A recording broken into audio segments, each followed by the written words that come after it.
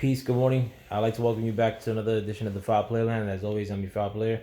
Making a short video regarding the New York Mets extending Francisco Lindor, their star shortstop, to the tune of $341 million over 10 years. Wanted to give my thoughts on it. Like, as many of you may know, that the Mets did acquire Francisco Lindor by shipping away two minor league players, in addition to two somewhat established shortstops to the Indians, and that was basically acquiring Francisco Lindor for 1 year of service, because they weren't sure whether extending him was a certainty or not. The Mets have had sent an offer of $325 million over 10 years, which a lot of people thought was fair, and I did too.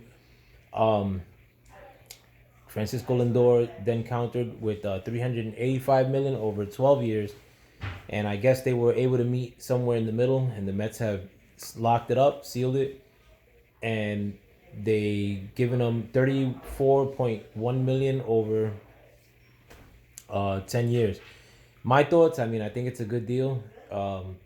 Francisco Lindor has been more than what we bargained for in a positive way. He's been an instructor on the field for all intents and purposes. He's a good ambassador for what the New York Mets have here in New York, as far as having a Hispanic slash Puerto Rican market. He speaks English really well. He's a good sell as far as being a good character, all around kid. Good looking guy. And we knew all these things coming in, but now in spring training, in the last month or so, he's been putting it on as far as his hit tool. He's showing that he can hit for power. He's shown that he could hit for average. I mean, he'd be really, really deadly, hitting at that number 2 hole for the Mets. It's just a really good sign of things to come with him. I'm glad that they were able to get it done before the year started this evening in Washington. It was going to be awkward if they had to boo Lindor upon him coming to play in New York for the first time. But I guess that's in the past. Now we could look forward to having our shortstop for 10 years.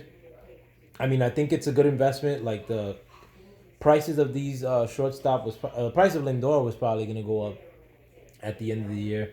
And you didn't want that threat of him crossing the river and going over to the Yankees, which I know the Yankees would have really made every effort to sign him had he hit the open market. But now we don't have to worry about that.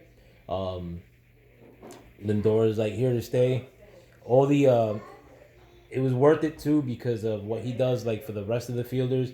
Not only is he the best defensive shortstop in the game, the most important position on the defense, but he also makes every defender on the Mets, especially McNeil, a lot better. McNeil's covering really, really little really little real estate in the second base gap, and Lindor just has him playing really, really good this spring, where you're able to see McNeil make really good plays, and hopefully it translates to McNeil's at bats. One thing that McNeil has been doing this spring is taking better at bats, even though he hasn't been hitting really well. But he's it's almost like having a second Nimmo,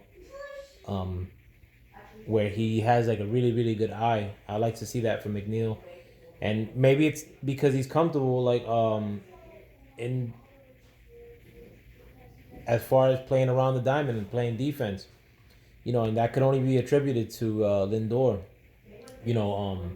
but Lindor right now, I mean, and I watch every game, it's the only team, I'm not gonna say sport, but it's the only team that that I'm fully invested into. Baseball and me, I'm married at the hip.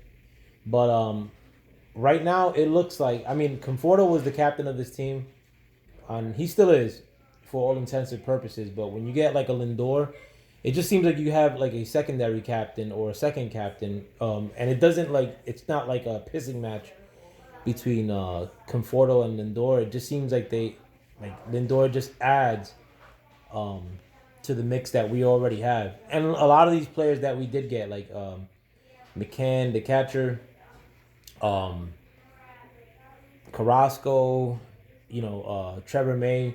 They just all seem like they're like really like solid individuals, and they're not over here like trying to run the team necessarily, but you could tell that they're like the aw shucks happiness that we had like in years past.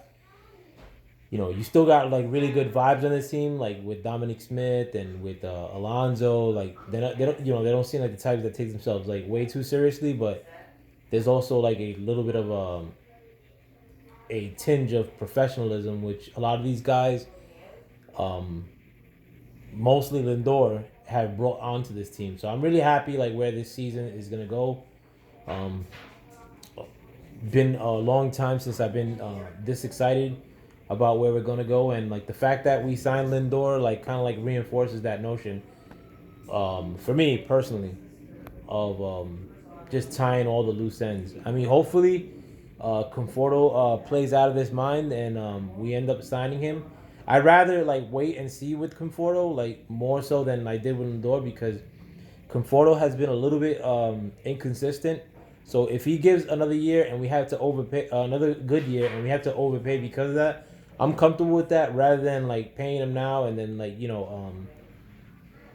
it's sort of a toss up like whether he's gonna put together another fine year like he did last year. But I guess that's a question for later on, and it's not like an imminent issue. But in spite of all that, I mean, like we everything that needed to get done is done, and I'm just excited for where this year may take us. But with that, um, I hope you guys join me in rooting for my New York Mets. Hope you guys watch the game this evening on ESPN. But with that, I'd like to thank you for taking your time and watching this video. And go Mets. Peace. Have a good day.